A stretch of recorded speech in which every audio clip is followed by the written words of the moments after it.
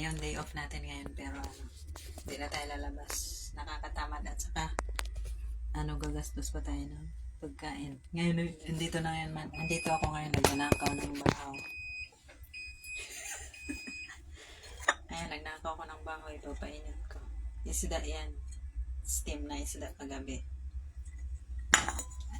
Tingnan natin kung anong mananakaw. Daming pagkain dito eh. Yan, may pato pa. O, di ba? Ba't pa ako lalabas? Ba't pa ako lalabas? May 2 days pa na day off. Yan, pato. Papainit na natin to sa microwave. Kain na tayo. Di ba? Nagsabi naman si amo na pwede akong kumain. Walang bawal sa kanya. Diba?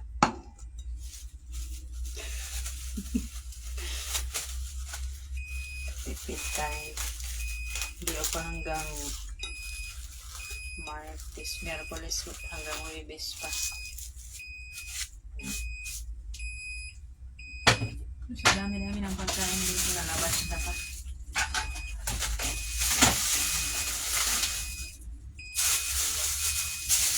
Nagkagulo na. Okay lang. Gusto ko yung isang juice.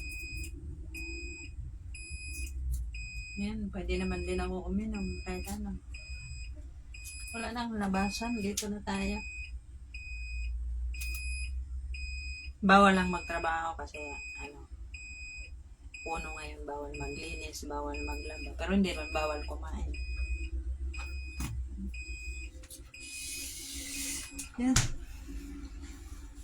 Yung kanin ang dami. Kanin. Hindi na magkasya sa lagay ko lang to sa plastic mamaya. Wala nang space. Daming pagkain talaga.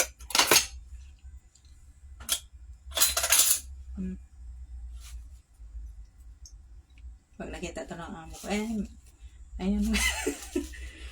Ayun na, success na yung pag nanakaw ng katulong ko.